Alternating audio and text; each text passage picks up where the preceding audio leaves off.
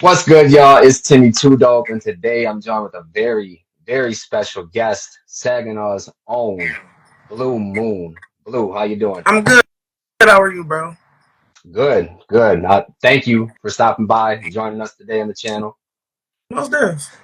Yeah, I'm excited we finally getting to do this. I've interviewed a few local artists. You've definitely been at the top of my list, but just never really found the time. Yeah. So glad we're finding the time. So let's start from the very beginning. For those who don't know who you are at all, who are you, and how did you get your start in making hip hop music? Say that one more time. I had a little buffering on my end.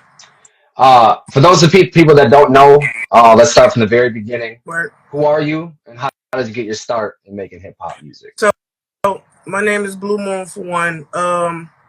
Basically getting my start in hip hop is just growing up with the music that my family put me on, my mom and my dad.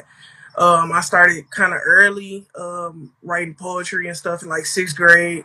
And then that just kind of developed, over the years, more so in high school and after high school, and just vigorously studying a lot of artists that I listen to, and it just I end up developing my own sound. And yeah, as far as like just recording and everything, I've been doing this for over 10 years, so I know my Okay, time coming pretty soon. absolutely. So, talk about the artists that you grew up with. Who are some of those artists? Were just some of those songs maybe that you heard in the household, and then what artists kind of shaped your sound personally? Mm. So a lot of the stuff that I grew up on, it's a plethora of different things.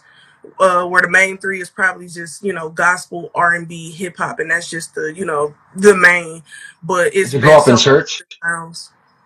You said what? Did you grow up in church at all? Yep, Church? church kid. Okay. Yep, Okay. singing in the choir, praise dancing, anything a church kid can do, I did it all. So Okay. yeah, that was a big influence, which shaped a lot of my sound now, which I like a lot more live instruments and things like that. And just that full band sound. But some of the artists that influenced me off top is like Common, Queen Latifah, Mm. like even the style of like Heavy D and the way he just was, really hype. But as far as like even newer artists as well, J. Cole, Kendrick, obviously. Hmm. Um, but yeah, I listen to so many different things, so I can't even really think and name so many people off the top of my head. But it's so many different sounds just kind of rolled into one. Um, and people I listen to the most, even still to this day, is probably still Common, Biggie, Hmm. um, a lot of underground people for real, like Bahamadia. But yeah, just listening to a lot of people that weren't as big seemed to be a good thing for me, because a lot of those people back then, even though they weren't getting as much shine as they deserved, those were some of the coldest like underground people. So that helped me, kind of develop what I'm So always doing the now. people like when you look back, maybe going through it, they weren't as praised as they should have been. But in Mm-hmm. hindsight, it's like, man, these are like the glue that held everything Yep. together over that time period. Yep. You know what I mean? Are we gonna catch you breakdancing like common anytime soon? I'm not breaking nothing. I'm not doing none of that. I'm gonna be on the sidelines. I'm the type Cheering. to play for this. I will hype you up, Okay. but I'm not dancing. Unless somebody Yo, like does choreography, I'll do that. But just getting down yeah. and freestyling on my own, hell no. Man, I was so surprised when I saw Common do that. I know, right? I didn't, man. I knew he could rap, but I didn't know he could breakdance like that. Shit. That's the good thing about the 90s though. Like it was almost mandatory that you had to do more than like one thing. So a lot of them artists were rappers, poets, painters, break dancers, b-boys, all these different things rolled into one. So yeah, that's why I feel like Common is like one of the true hip hop artists. Yeah. You know, off what the definition of real hip hop is. Those are some of my favorite artists. Always artists that like, I mean, even if you look at modern day, well, there's you who definitely is a modern artist, but I can see the influences of like Yeah. quote unquote old school. You know what I mean? Or the Mm-hmm. roots. You see it in like Dochi. Dochi's always talking about back in the day. Yep. You know the roots of shit, and she's making sure to pay homage to those people. Yeah. So always dig that. Always appreciate that. let's look forward to the future. This new album you have dropping, I believe on the 30th, Yep. correct? The Understanding Cipher, produced by Fresh Rich. Can you kind of break down the title for us? So understanding cipher, breaking it completely down is number 3 and number 0 in the supreme mathematics. If you don't know what the supreme mathematics Talk are, about it. go do your research. But I felt like it was perfect to name it that simply because it's 3 and 0. My birthday is on the 30th and I'll be 30. So I felt like it was just like, Perfect. why not? But more so understanding cipher once you get deep into it, because I don't have like the definition right offhand. But it's pretty self-explanatory, which cipher is not, but it's basically that full circle moment. What cipher is, because it represents that number 0, the circle. Um, but for me, this was just like a more of like a turning point um album for me, where you might not hear it so much as far as um sound, where I know a lot of people hear the name and it's like, oh my god, this gonna be some crazy super conscious shit, which in Right, all right. actuality it's just really fun. It's kind of me coming out of my shell and more understanding of myself, what I want as an artist and what I want for my music.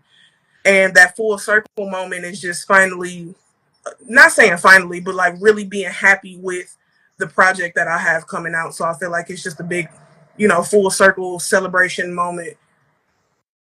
So there's a lot of songs on there you'd say, or a few songs on there you really don't that aren't super deep. You would say I more like have I having have a fun, few. celebratory type deal. Yep, I got Because a few on there when that I is like, okay, let me sit down, really hear what she's saying. So it's a good mix of the good both, mix, where you have that conscious, but you still have that. Oh, I'm at a cookout. This a vibe. I want to just kind of sit back and chill to this. yeah. So it's all a mixture, which I like to do with the majority of like my songs and projects like that, because I don't want to just want it to be like a one note thing where people kind of expect this from me at all times. So I kind of trying to switch it up. So I feel like this one is like the main thing. So I have like a song with Al James called The Nine, and that's just more so of me. Um, it's like a story of me, just what I do on a daily basis, what I'm doing to push myself, about the city. So I don't want to give away too much because you got to listen to it. Sure. But and then I'm trying to think what else. Like me and BC Fame have a song, and that's more of like the turn R.I.P. aspect of it. Yeah, R.I.P. Because Absolutely. man, that's still Sagtown legend, crazy to man. even have to say that. But Hmm. me and him have a song, which is like that real, party summer vibe. So it's a I'm really different. excited to hear that one. I It's didn't know gonna he be was on the project. super super dope, and I really just can't wait for everybody to hear it. So on this tape, I have Al James. We have 2 on here: BC Fame, Loso Luciano, and Hunter Grand. Um, yeah, that Loso and 100 Grand, they're on the I guess the first Yep. signal. What do I see? What I Yep. see? Yeah, that one when you talk about like just good time, like cookout type summer Hmm. vibe, like that one encapsulates that Yeah. that vibe so well. And so just off of that and off the names that you listed for features, I'm really excited to hear the project. Thank you. Um, Fresh Rich, did he how did he contribute other than the production? And when I say the production, I mean more than like the beats. How was your guys' chemistry together working on this project? So me and Fresh Rich have like a little brother, big sister relationship. Okay. He's funny as hell. He keep me laughing in the studio, and that's one thing that make it easier for me, is just being more comfortable, because I've been to a lot of different studios where it's just kind of don't really know the person that well. I'm just trying to get some Paint work by done. numbers. It's like a Yeah, job almost. Yeah. but Rich is super down to earth, hard worker, hard worker. But one thing that Rich really brought to this tape for me is, one thing I can say he brought out of me more is probably the discipline aspect of it, because I had different pieces and different things that I wanted to do, and he kind of put his foot down, like, no, you need to do something else. You need to get a That's different good. person. You That's need to, important. whatever. So once I told him like what kind of vibes that I was going for, I didn't have to like, no, I want this or no, I want that. Like once I give him something, like I want to do this vibe, he knows exactly what to do. So that makes it 1,000 times easier, working with him, because once I explain it in full, he got it. He don't need nothing else after that. See, that's And a producer in the truest sense. That's more yeah, than a beat maker. That's exactly. almost like a curator. You can hear Exactly. the shit. You know what I mean? Yep. You can hear the shit before it actually happens. You Mm-hmm. can put the right pieces in the right places and shit. Exactly. Did he contribute as far as like collaborations, like hearing something and being like, oh, you should put this person on it. Oh, this person would sound real good on it. Yes, because and that's what I was saying. Like I had a song that I was doing before, and I had somebody come in and do a part for me, and he was just like, "Mm-mm, I think you should go with something different." He was like, "I think you should either do it yourself or you should try to find something." He was like, "Because I hear what you're trying to do, and I hear what you're trying to have them do, and they're good, but it just might not be what you're looking for at the end of the day." So That's tough. we That's a had tough those. call to make, man. It is. It truly But is, you gotta especially gotta like in make them. those settings where those are your peers and those are your friends and people that you want to kind of put in on this, but at the same time, it's like for the sound and for what you're trying to do, it's like maybe this won't work, and it's nothing against anybody, because I got love for everybody, Right. but that was the insight that helped me out the most. Like, okay, I know what you want to do, but don't settle for it just because. So if we're gonna do it, we're gonna take it there. So that was the good thing about that. Yeah.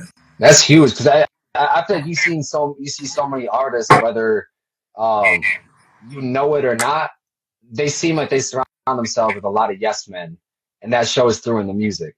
Where they're kind of just throwing shit against the wall, and you're like, Yep. what is this? I'm all for taking risk and whatever, but like this ain't it. You gotta Yep. have someone in your ear to tell you, nope, let's veer off the path. Let's Yeah.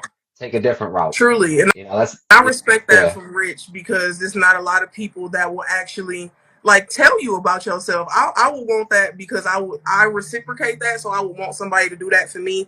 Like if you hear something that ain't really hitting, please tell me so that I yeah. can reevaluate, especially if I'm not hearing it, and I will gladly do the But I same. feel like it's kind of a thin line to walk sometimes because we all know artists are sensitive about their shit. So True. there's a kind of tact that you have to have with it, the way you go about it. Artists have Mm-hmm. egos. Like you're going back to him telling you like maybe we shouldn't go with this verse or whatever. Like that Yeah. could have easily hurt somebody's ego and didn't want to hold it in Truly. place. So At yes, first, that's how I used to be, so I totally understand. Because I'm just like, hell no, I'm killing this. You can't yeah, tell me that this not fire. But sometimes you really need that, and really need to just like sit, reevaluate, listen for different things other than your main vocals. Sometimes listen to what the yeah, background is doing.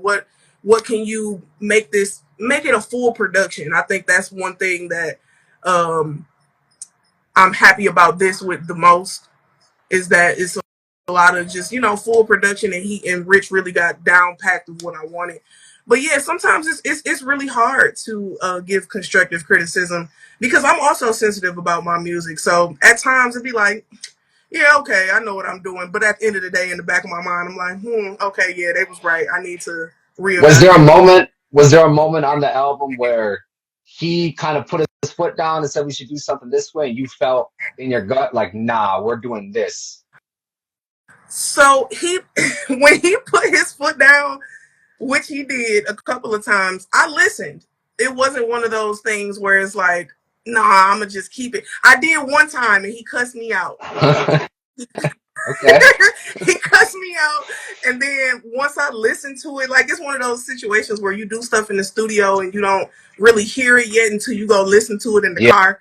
And I listened to it in the car, and I'm like, oh, okay, never mind. So He was like right. I feel like the following week I went back and was like, okay, I understand what you meant. But yeah. Yeah. I hear a lot about people being produced, and I feel like that can kind of come with a negative connotation. Mhm. But I feel like you do kind of have to be open to. You have to put the people in the right position to trust that you do trust, and kind of just trust Yeah, them. You know. seriously. Couple more questions before we get out of here. Okay. Um, Going back to your influences and stuff. I'm assuming Mary J. Blige was up there too, Of just because course. the sample on what I see. Yes. Yeah, Mary J. Blige was absolutely. big in my household. I know my mom listened to a lot of different things, but I have to shout out my dad for that because he listened to My Life album 24/7. Like my dad had a few albums in As you rotation. should. That's That was a one of really them. good album. Yeah, and like top to Really good. bottom to me, it's like no skips, and I can listen to that at any time and not get tired of it.